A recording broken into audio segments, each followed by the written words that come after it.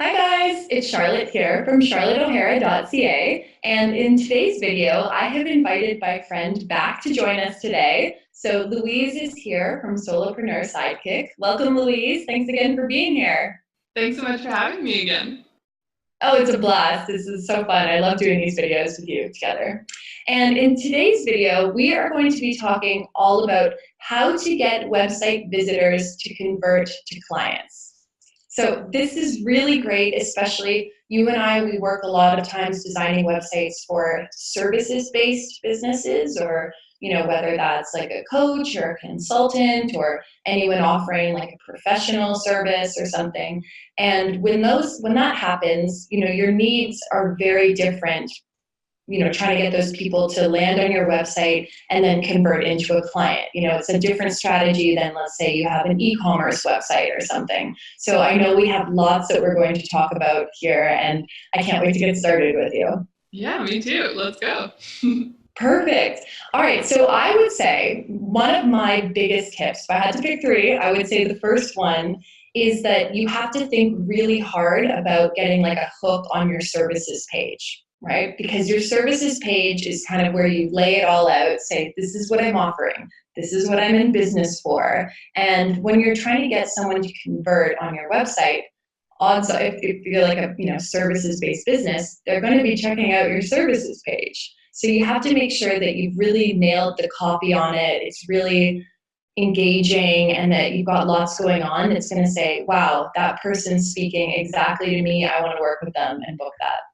Yeah, definitely. It has to be engaging and it has to be, really detailed. You have to give people enough information so that they can make a decision. Like a lot of times I go to people's services pages and it's really like it's just so simple. There's not enough. So I like to tell people, to really break it down and overcome as many objections as you possibly can. So, for Yes. example, letting people know exactly what your process looks like. Like, what is the first Mhm. step? So, they've decided they want to work with you. Okay, then what? So you can go over your process. You can let them know exactly what your package is and what is involved in that package. Mhm. When you're available next, and you can also include an FAQ section on this page. And there you Yes. Yes. can once again overcome the biggest objections that people have and assure them that you are the right fit for the job. That's such a good point too. Yeah, coming up and saying, all right, here's something where you might be hesitant to make an investment and, book working with you. And if you can just face that head on your services page, that is going to convert that potential person who's looking on your website into a client so much better. I think it's great. Yeah, and doing an FAQ section in particular, I found can really be helpful on the services page. Yeah, exactly. And then, as you said, engaging copy, really selling the benefit of your service. Mm-hmm. Like spice it up, make it exciting. Like, Yes. is the life-changing thing that you're going to offer? Like, even if it's small, it's still life-changing in some way. So, Mhm. really talking It's about that, great. like the big picture benefits. Completely. I've even found some really good results on some of the client websites that I've done. If we include links to, let's say, a like a case study or some sort of like feature or like a testimonial or anything like that, these small things that you can add value to on your services page, and again, just reinforce like, look, someone else got amazing results. You can too if you work with me. And that will help take out some of the hesitation someone might have, and it's very effective. Yeah, like you really need to sell your services. Like this is the page Mhm. where you're selling, and that's so important. You have to have social proof. So case studies, testimonials, like any stats that you have, anything like that, Yeah, you're going to put on this page as well. it's perfect. So good. All right, let's move on to the next point. And I think this is something that you and I both really enjoy. And if someone is maybe first starting out with a website, they might not really know a lot about it. And that topic is funnels. So when it comes to funnels, I know you're a really good expert about this and you talk about it a lot in your program, Website That Wows. So what would you say to get started on the very basics of a funnel? How to get the person who lands on your website to then like trickle forward and become a paying client? Yeah, for sure. So what's super important to know here is that like 98% of first-time website visitors are not going to convert to clients. So that means, we really have to take action and put some sort of strategy in place. So basically a funnel is just something that takes someone, from a, totally new website visitor into a client. So the way that you do this generally, so I'll give like a simple version of a funnel. But basically what you're going to do is you're going to first offer something super valuable for free.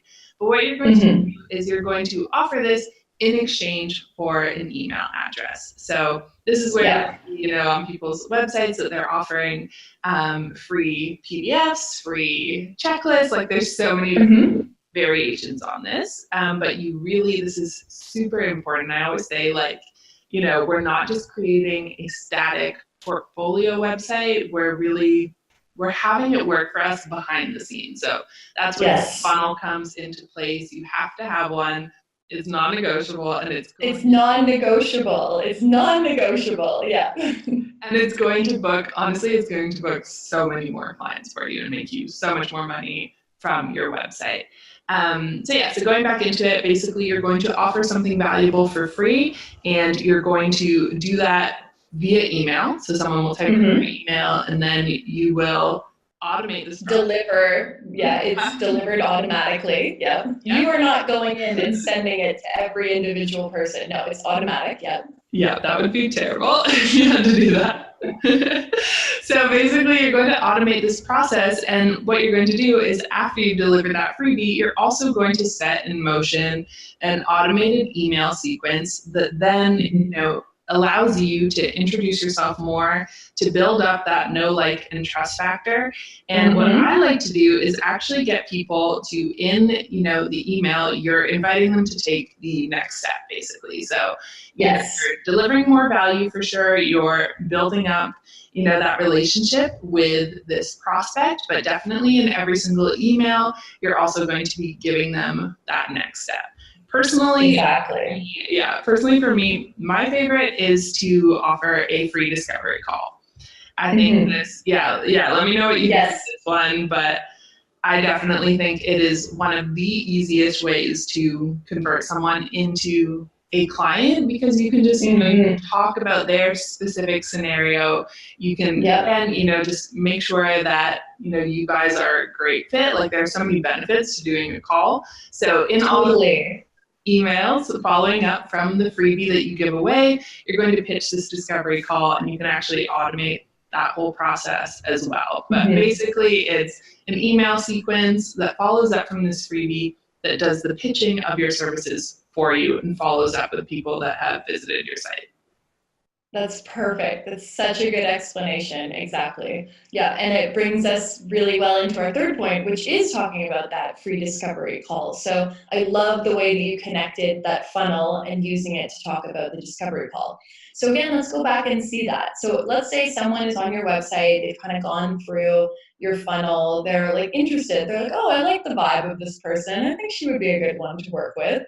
And if you offer that free discovery call, it gives you both the chance to get on the phone with each other, really, the potential client can explain their situation, talk about what they need. You can confirm that you are in fact a good person for that project, that you can help them out, that you know how to guide them through whatever it is that they're looking for. And yes, like these free discovery calls, they don't have to be a long thing either. No, not at all. They don't. No, it's not hours or anything. You're not offering free consulting forever or anything. No. You can keep these really short, and you can also, I think people can be hesitant to offer this, but you can just decide, 2 days a week, for example, that you keep open in your calendar where you could accept these calls. It doesn't have to be something that you're doing every single day. And you can also, so Squarespace has a really great integration with a program called Acuity Scheduling. And basically what this does is allows people to automatically book in your calendar, and you can sync things so that when you're busy, you block that time off, you don't have to worry about it interfering with the rest of your business. But yeah, this allows people to just book in that call automatically. So really on your end, all you need to do is hop onto the call and show up. Yeah. Yeah, exactly. Yeah, it's so good. Honestly, that particular integration that Squarespace has with Acuity is wonderful. I've set it up for many of my own clients, and I know that it works exactly well for them. They say, all right, I'm open to accepting these calls on, let's say, Monday and Wednesday afternoon. And, if someone has booked one, then they just show up for it. If not, then they keep going on their normal work. But yeah, getting on the call, having this face-to-face time, especially if you're maybe in more of like an earlier stage of your business where you don't have a wait list to work for you, it can be so valuable to get that person from being a website visitor into a paid client. Exactly. Yeah, it's a great way to start. Obviously, you don't have to do these forever, and you will, as you say, build up a wait list. But until then, this is a fantastic way to convert someone. Agreed. Yeah, and you can also just check them out and see, do I like this person? Are they someone I would want to work with as well? It goes both ways. So I think that's important to remember too. Yeah, definitely. Wonderful. So that brings me to the kind of, I guess you could call it a bonus point or something that I do want to talk about as well. And that is using a call to action throughout your website.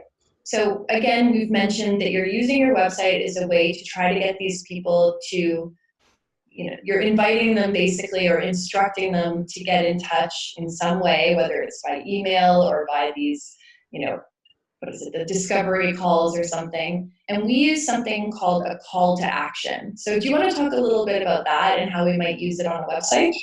Yes, for sure. So basically, yeah, call to action is like the instruction of the step that you want people to take next. And really, your website needs to be full of them. Like they need to be everywhere. I think one of the biggest mistakes is when people have a page on their website and then they get to the end and there's no leading point to the end. So yeah, you want to have a lot of them. You don't want to have many like different ones, like on one page, you want it to be the same call to action, but you have to be instructing people where to go next and kind of leading them throughout your website. Exactly. And I do this in a couple different ways when I'm building out websites. So in one way, it can be included in part of the written copy, like the text of it. So click here for more info or blah, blah, blah, blah, blah. You're using very, very direct and instructional language. Like it sounds a little silly, but you need to be so clear that people know, oh, I should click here, or, oh, I should book a call or something like that. So doing it in the written text. But then also I find using buttons is hugely effective because with Squarespace, you can insert a button as one of the content blocks. And in that button, it acts as like a visual cue. It's already different than just the regular text on a page, and you can style it to have different colors or things. And that button might say book a call or buy now or whatever it is. It's your call to action. You're saying, here's what you do next. Here's how you can work with me. Here's how you can sign up for a call or anything like that. So including various call to actions on your website will definitely take the person from like lurker on a website to maybe a client. Yeah, and I love your tip about the button. Like you need it to be standing out. So, if you can make this bright and really visible, like it's already going to be standing out so much because it's not just in the text. So yeah, make it nice and obvious and easy for people, like they're just browsing your site for the first time. So we need to make it as easy as possible for them to take the action that we want. Amazing. Oh, this is so good. Thank you. Thank you so much, Louise, for being here and for talking with everyone that's watching. We've covered some really great information on how to convert website visitors into clients, and I know that people will appreciate this information. Thank you for being here. If anyone wants to follow in touch with Louise, her website is solopreneursidekick.com, and I'll link to that below in the description as well. And Louise has a really wonderful YouTube channel, which again, I'll link to below. So if you enjoyed this video, I assume you will like other videos, and we've done some collabs, so you can see all of those videos on her YouTube channel, which again, I'll link to below. But thank you so much, Louise, for being here, and thank you everyone for watching.